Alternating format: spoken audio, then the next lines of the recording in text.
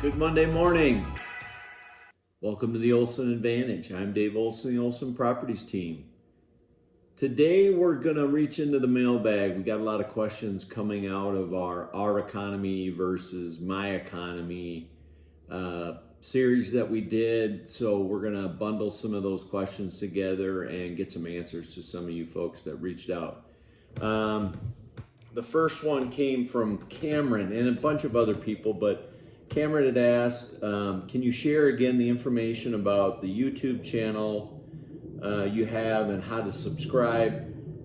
Absolutely. We'll put the video in here for you so you can see what that looks like. But the channel was started a long time ago. I have stuff on there from when I coached football, but all of our videos are on there from the Olson Advantage. So if you go to the link above, it's Phoenix, Scottsdale, Arizona Living. You can like and subscribe, and then you'll get them directly. A majority of you, about 500 of you, get these emails via HomeBot. But if you want to go back and review any of them or see any of them, you can like and subscribe, and that'll be a direct route in there. So thank you, Cameron, and everybody else that asked that question. The second question we had was from Ken and Sandy. It said, we found you after a friend forwarded HomeBot video. We now subscribe, which is good.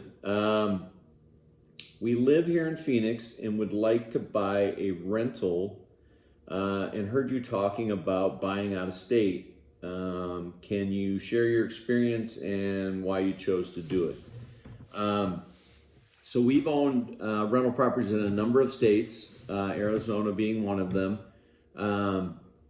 The most recent purchases we made were out of state. That was because we really couldn't find numbers that worked for us here.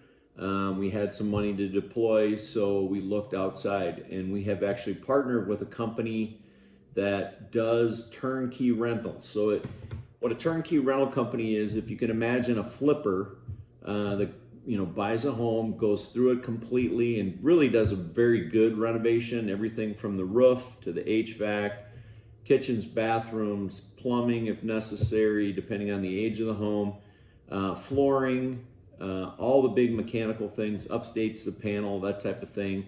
And then instead of selling it to be put on the consumer market, they offer them as rental properties in certain markets. Now, these markets are often B category neighborhoods, so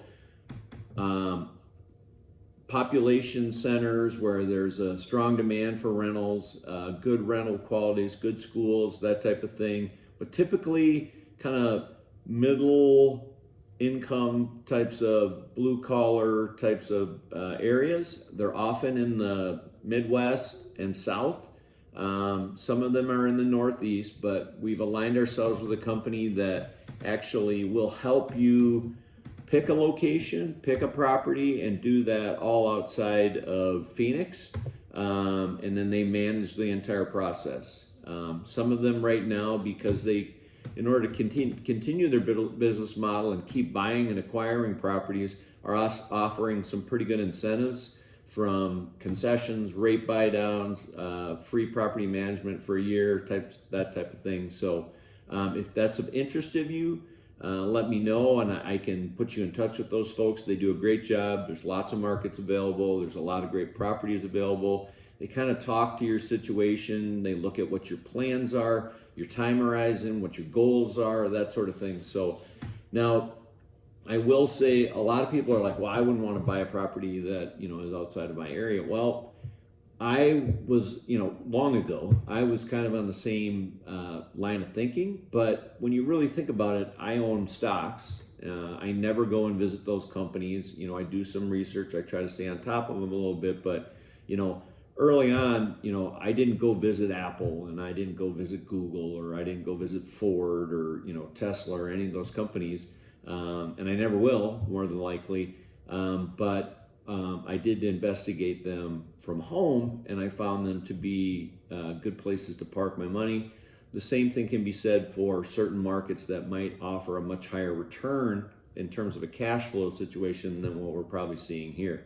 They're also much lower entry level price points.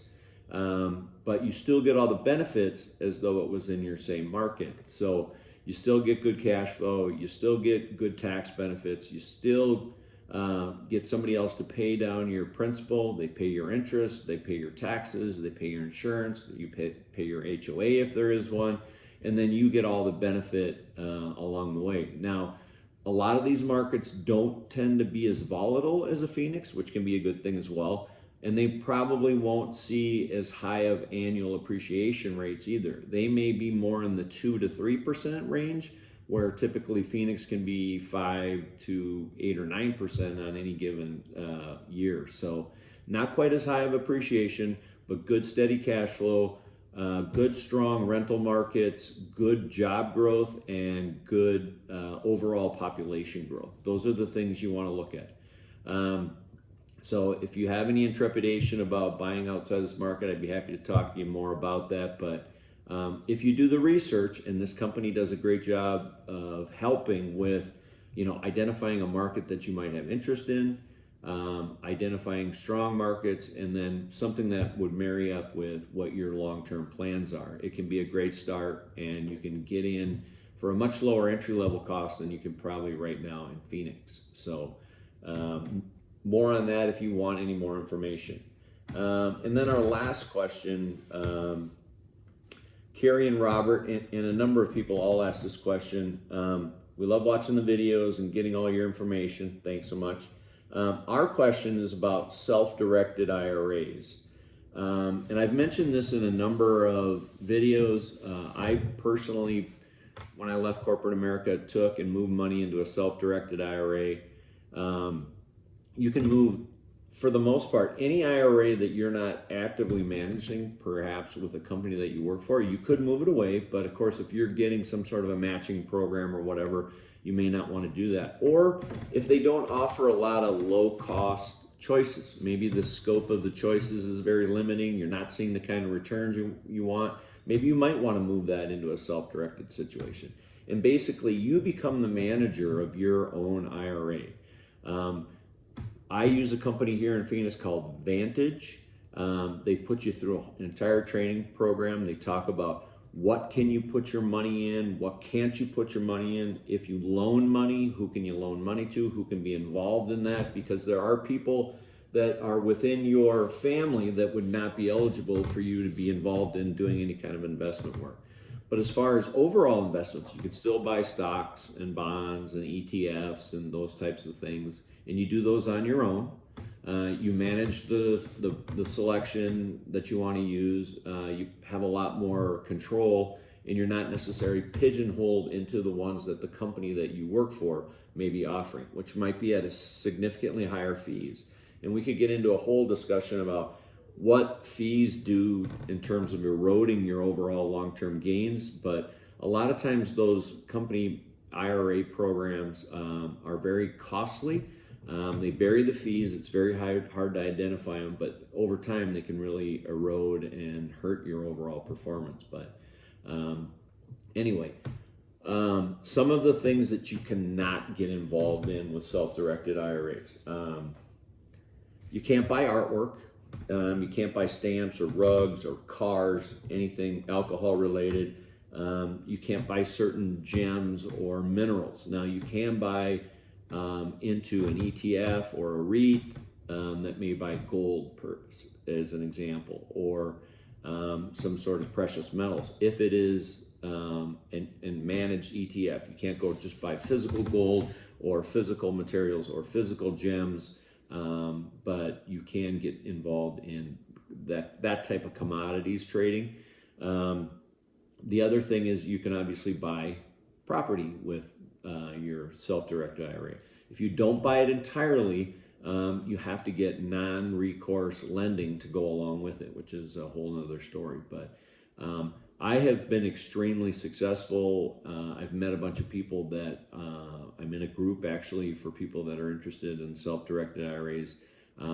When nobody's going to be as involved in managing your money as you would be, and it's a great way to really keep a handle on it, especially as you get closer to retirement. You can make a lot of different kinds of moves to help maybe benefit from a tax perspective and that sort of thing. 1031 exchanges are still available, even though it's in a self-directed IRA. I actually have a LLC that I formed, and it gives me a checkbook. I can write a check, loan money to people, buy notes, which I do a lot of at very high interest rates, secured by real estate. So if self-directed IRAs are something that you're interested in, again, don't hesitate to reach out to me. I'd be happy to talk to you more about that. Again, hopefully you found all of this information useful. Know that you can always text the word answers to 59559. You can always reach out to me directly at 623-570-4464. Thanks so much. Hope this helps. Make it a great day.